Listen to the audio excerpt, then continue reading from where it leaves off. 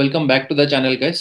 आज के इस लेक्चर में हम लोग डिस्कस करेंगे कि एक relation between ionisation constant of an acid and their conjugate base. ठीक है, एक एसिड और एक कॉन्जुगेट बेस में जो इक्विलिब्रियम कांस्टेंट का जो रिलेशन है वो क्या है, वो हम लोग डिस्कस करेंगे, डिराइव करेंगे। उसके बाद हम लोग डिस्कस करेंगे कि प्रॉपर्टीज ऑफ वाटर क्या है। राइट, तो लेक्चर को शुरू करते हैं। Let's get started. So guys start करते हैं कि relation between the ionisation constant of an acid and their conjugate base. इस कॉन्सेप्ट को एक्सप्लेन करने के लिए चलो लेते हैं एक इक्वेशन। जो इक्वेशन है एसिटिक एसिड। अभी एसिटिक एसिड जो है वो रिएक्ट करवा रहा है वाटर के साथ, और यहाँ पे एसीटेट आयन जो कि उसका कॉन्जुगेट बेस है। ठीक है, और यहाँ पे CH3O प्लस, यहाँ पे उसका जो आयनिक फॉर्म है वो दिया हुआ है। अब इसको ना आप H प्लस भी डिनोट कर सकते हो। ठीक है, अब यहाँ पे ये एसिटिक एसिड है, तो एसिटिक एसिड में हम लोग Ka लिख सकते हैं। What is Ka? That is acid dissociation constant. तो ये इसका वैल्यू क्या होता है? That is product by reactant. So product है हमारा CH3COO minus into H3O plus divided by acetic acid का concentration that is CH3COOH whole into, यहाँ पे क्या लिखेंगे हम? लिखेंगे वाटर H2O। ठीक है, देखो ऑलरेडी हमने ये पढ़ा हुआ है कि अगर कोई भी लिक्विड अपने प्योरेस्ट फॉर्म में होता है तो उसका कॉन्सेंट्रेशन क्या होता है? 1। इसका मतलब ये है कि इसका जो वैल्यू होगा वो 1 होगा। राइट, अब इसी इक्वेशन को ना हम लोग थोड़ा उल्टा लिखेंगे, उसका कॉन्जुगेट बेस के फॉर्म में लिखेंगे। राइट, तो इसी इक्वेशन को अगर आप कॉन्जुगेट बेस के फॉर्म में लिखोगे, in that case CH3COO minus, इसको अगेन वाटर के साथ रिएक्ट करवाएंगे। उसके बाद ये दे देगा CH3COOH प्लस, यहाँ पे क्या देगा? OH minus. राइट, यहाँ पे ये जो फॉर्म है ना, ये हमारा है कॉन्जुगेट बेस, या फिर इसको हम लोग क्या बोलेंगे? बेस बोलेंगे। राइट, ये बेस एक प्रोटॉन वाटर से ले रहा है, तो यहाँ पे हम लोग क्या लिखेंगे? Kb लिखेंगे। ठीक है, अब Kb का एक्सप्रेशन इस केस में क्या होगा? That is acetic acid CH3COOH whole into this one is OH minus divided by, यहाँ पे क्या होगा? Acetate ion CH3COO minus whole into, यहाँ पे क्या होगा? H2O। राइट, अब ये दोनों इक्वेशन को आप ध्यान से देखो। हम लोग यहाँ पे क्या करेंगे कि इस इक्वेशन को देंगे इक्वेशन 1, अब इसको देंगे इक्वेशन 2। राइट, यहाँ पे प्योर फॉर्म में वाटर है तो इसका वैल्यू हो जाएगा 1। सो गाइज नेक्स्ट हमको क्या करना है कि इक्वेशन 1 को इक्वेशन 2 से मल्टीप्लाई करना है। राइट, तो इसका मतलब ये है कि इक्वेशन 1 में था Ka इनटू इक्वेशन 2 में था Kb। Right, is equal to, यहाँ पे K का एक्सप्रेशन क्या था? So that is CH3COO minus into H3O plus. ठीक है, डिवाइडेड बाय, यहाँ पे क्या था? CH3COOH। राइट, उसके बाद हम लोग केबी का एक्सप्रेशन क्या था वहां पे? CH3COOH whole into OH minus divided by, यहाँ पे क्या था? CH3COO minus. राइट, तो देखो यहाँ पे कुछ कैंसल आउट हो रहा है। Cancel out CH3 acetic acid, acetic acid, यहाँ पे CH3CO माइनस, यहाँ पे CH3CO माइनस। अब यहाँ पे बचा क्या? बचा है H3O plus whole into OH minus. ठीक है, तो यहाँ पे यह जो एक्सप्रेशन लिखा हुआ है ना, इसको कोई कोई बुक में लिखते हैं H प्लस। राइट, तो यहाँ पे हम लोग क्या लिख रहे हैं? H plus into OH minus. ये जो इसका वैल्यू होता है, इसको वैल्यू होता है दिस इज KW। ठीक है, अब KW क्या है? KW is water dissociation constant. इसको हम लोग लिखेंगे वाटर डिसोसिएशन कांस्टेंट। तो यहाँ पे देखो इसका जो एक्सप्रेशन हम लोग लिखेंगे कि Ka into Kb is equal to KW। Right, अब यहाँ पे इसका जो वैल्यू होता है ना, KW एट 25 डिग्री सेंटीग्रेड, इसका जो वैल्यू होता है that is 10 to the power minus 14। ठीक है, ये वैल्यू याद रख लेना। तो गाइस हम लोग आ चुके हैं हमारे नेक्स्ट स्लाइड पे, जहाँ पे हम लोग डिस्कस करेंगे प्रॉपर्टीज ऑफ वाटर। देखो वाटर जो है एक एम्फोटेरिक नेचर होता है। क्यों? क्योंकि ये acidic property as well as basic nature ये शो करता है। यहाँ पे थोड़ा स्टेटमेंट हम लोग देख लेते हैं कि water act as an acid as well as base according to the Bronsted and Lowry theory. क्योंकि वाटर जो है वो प्रोटोन ले सकता है प्लस वाटर जो है वो प्रोटोन दे सकता है, but according to the Lewis theory it is consider as a base only. अब इसको थोड़ा मैं ऐसे एक्सप्लेन करता हूँ। देखो वाटर में क्या होता है, जो ऑक्सीजन है ऑक्सीजन का कुछ इस तरीके से बॉन्ड होता है हाइड्रोजन में, ठीक है। तो यहाँ पे क्या होता है कि pair of electron already present होता है। जो ये पेयर ऑफ इलेक्ट्रॉन जो है वो डोनेट कर पाता है। अगर कोई पेयर ऑफ इलेक्ट्रॉन डोनेट करता है तो वो क्या होता है, बेस होता है, राइट। सो इसी कॉन्सेप्ट से हम लोग कहते हैं कि लुईस के हिसाब से वाटर जो है एक बेस है। बट हम लोग यहाँ पे क्या बोल रहे हैं कि ब्रॉन्स्टेड एंड लाउरी बोल रहा है वाटर जो है वो acid as well as base होता है, राइट। तो एक प्योर वाटर में क्या होता है, जितने कॉन्सेंट्रेशन ऑफ H प्लस होता है उतने ही कॉन्सेंट्रेशन ऑफ OH माइनस भी होता है। अब देखो, अब नेचर के हिसाब से बात करते हैं। अगर वाटर जो है H2O, इसका जो बहुत डिसोसिएशन है ना बहुत ही कम होता है, बट होता तो है। तो वाटर जो है कुछ इस फॉर्म में डिसोसिएट होता है, that is H plus plus OH minus, ठीक है। अब इसी केस में अगर आप डिसोसिएशन कांस्टेंट यूज करोगे, ठीक है, तो इसको हम लोग कहेंगे KW। W stands for water, ठीक है। तो वाटर डिसोसिएशन कांस्टेंट, इसको बोलेंगे वाटर डिसोसिएशन कांस्टेंट, राइट। अब ये KW का एक्सप्रेशन क्या होगा, ये होगा H plus into OH minus divided bye concentration of H2O। और ऑलरेडी मैंने आपको बताया था कि कॉन्सेंट्रेशन ऑफ H2O जो है वो 1 है।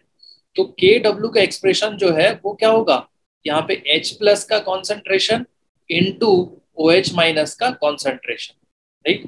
तो इसका जो वैल्यू है ना at 25 degree C, 25 degree centigrade में क्या होता है, KW का जो वैल्यू है वो होता है 10 टू द पावर -14। तो इसको आप याद कर लेना कि एट दिस पॉइंट KW का वैल्यू जो है वो इतना होता है, ठीक है। तो उसी हिसाब से H प्लस आयन का कॉन्सेंट्रेशन क्या होगा बताओ, तो that will be 10 to the power -7। और OH माइनस आयन का कॉन्सेंट्रेशन कितना होगा, that will be same as 10 to the power -7। So guys next जो हम लोग डिस्कस करेंगे that is ionic product of water. Already मैंने आपको वाटर का डिस्ट्रीब्यूशन आपको बता दिया, तो आपको याद रखना है KW का वैल्यू जो है वो 10 टू द पावर -14 होता है। अब यहाँ पे हम लोग अगर pH कैलकुलेट करते हैं तो pH क्या होता है कि pH होता है that is minus logarithm of H plus ion concentration. ये एक्सप्रेशन जो आपको याद रखना है। दूसरा एक्सप्रेशन आपको याद रखना है POH। POH will be minus log OH minus का कॉन्सेंट्रेशन, ठीक है। और एक एक्सप्रेशन आपको याद रखना है कि PH plus POH is equal to 14। ये वैल्यू जो है आपको याद रखना है। तो अगर मैं बोलूं कि pH का वैल्यू जो है ये इज इक्वल टू 7 है, या फिर POH का वैल्यू जो है दैट इज इक्वल टू 7, तो इसका मतलब सॉल्यूशन क्या होगा, वो न्यूट्रल होगा, राइट। उसके बाद अगर pH जो है वो 7 से कम होता है, सो pH इज लेस देन 7, या POH ये मोर देन 7 होता है, तो उस केस में सॉल्यूशन जो है वो होता है एसिडिक नेचर, ठीक है।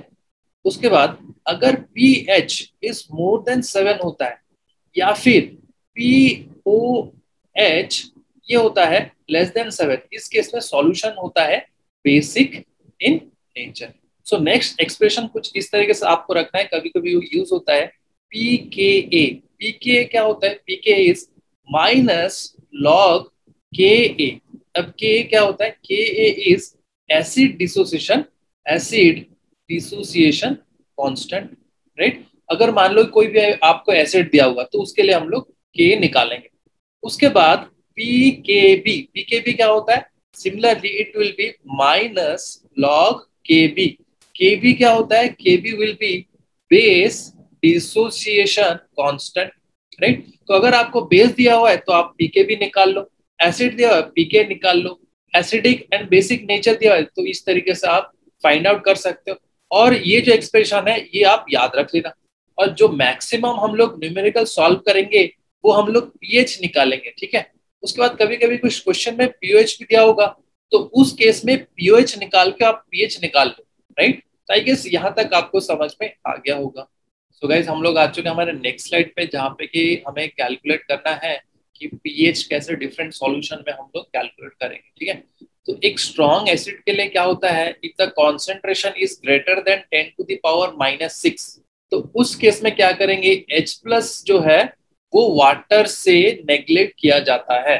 तो इसको सिंपली ऐसे समझो कि अगर मान लो कोई भी सॉल्यूशन दिया हुआ है ना, तो सॉल्यूशन में ऑब्वियसली बात है वाटर भी होगा, तो उस वाटर से H+ जो निकलेगा ना, उसको हम लोग नेग्लेक्ट कर देंगे। तो उस केस में क्या करेंगे, जो भी हमारा कैलकुलेशंस है वो एसिड से या फिर बेस से हम लोग करेंगे, वाटर से H+ को हम लोग नेग्लेक्ट कर देंगे, ठीक है।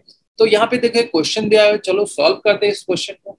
Calculate the pH of 0.01 molar HCl। उसके बाद हम लोग सॉल्व करेंगे 0.01 मोलर NaOH, ठीक है। तो इस क्वेश्चन को ध्यान से देखो। पहला क्वेश्चन ये है कि 0.01 मोलर, तो HCl जो है ये एक स्ट्रॉन्ग एसिड होता है, राइट। तो HCl बनाएगा H++ Cl- आयन। तो अगर इसका कॉन्सेंट्रेशन 0.01 है तो इसका कितना होगा 0.01, और इसका कितना होगा 0.01। तो इस केस में हमें पीएच निकालना है। तो ऑलरेडी हमें पता है पीएच जो है वो होता है minus log H+ ion concentration, right. तो यहाँ पे देखो minus log H+ ion concentration कितना है 0.01। तो 0.01 को हम लोग लिख सकते हैं 10⁻⁻²। तो यहाँ पे देखो 10⁻⁻² हमने लिख दिया। तो यहाँ पे जो फॉर्मूला यूज करेंगे कि log 10⁻x ये होता है x, इसको जो है सीधा के सीधा बाहर निकाल देना। तो यहाँ पे देखो -2 जो है वो x की तरह काम कर रहा है, तो उसको अगर बाहर निकालोगे और ऑलरेडी यहाँ पे माइनस है, माइनस इंटू -2 ये कितना होगा, तो दैट इज 2। और ये 2 क्या है, 2 जो है ये लेस देन 7 है, राइट। सो पीएच अगर पीएच लेस देन 7 है तो वो सॉल्यूशन क्या होता है, एसिडिक नेचर होता है। So this is acidic in nature, so pH is 2। So guys next solve करते हैं pH calculation for 0.01 m NaOH, ठीक है। अब ये NaOH दिया हुआ है, तो NaOH क्या होता है, ये बेस होता है। तो पहला क्वेश्चन ये है कि इसका पीएच कितना होगा। तो पीएच जो है ऑब्वियसली आपके दिमाग में ये बैठा देना चाहिए, इसका जो पीएच है वो ग्रेटर देन 7 होगा ही, ठीक है। तो इसको हम लोग कैसे कैलकुलेट करेंगे, एज ये NaOH जो है इसको अगर हम सॉल्यूशन में डालेंगे, ठीक है, तो ये क्या बनाएगा Na++ OH- आयन। तो इसका अगर कॉन्सेंट्रेशन 0.01 है तो OH- आयन का कॉन्सेंट्रेशन कितना होगा 0.01, राइट। तो इस केस में देखो आपको पीएच पहले निकालना नहीं है, पीओएच फर्स्ट निकालना है। तो पीओएच क्या होता है, लॉग 0.01, राइट। अब 0.01 इज 10⁻⁻², तो आप यहाँ पे सिंपली माइनस लॉग 10⁻⁻² डाल दो। तो यहाँ पे पीओएच का वैल्यू कितना हो जाएगा 2। तो अगर पीएच का वैल्यू 2 है तो हमें क्या फाइंड आउट करना है, पीएच फाइंड आउट करना है। तो ऑलरेडी हमें पता है pH plus pOH is equal to 14। तो पीओएच इज 2, तो पीएच कितना होगा देखो यहाँ पे सिंपली कैलकुलेट कर लो, 14 - 2 दैट इज 12। सो ऑब्वियसली बात है ये 7 से ज्यादा है, तो ये क्या होगा, ये बेसिक इन नेचर हो जाएगा। सो गाइज यहाँ तक इस लेक्चर को खत्म करते हैं, मिलते हैं नेक्स्ट लेक्चर पे। Till then thank you guys.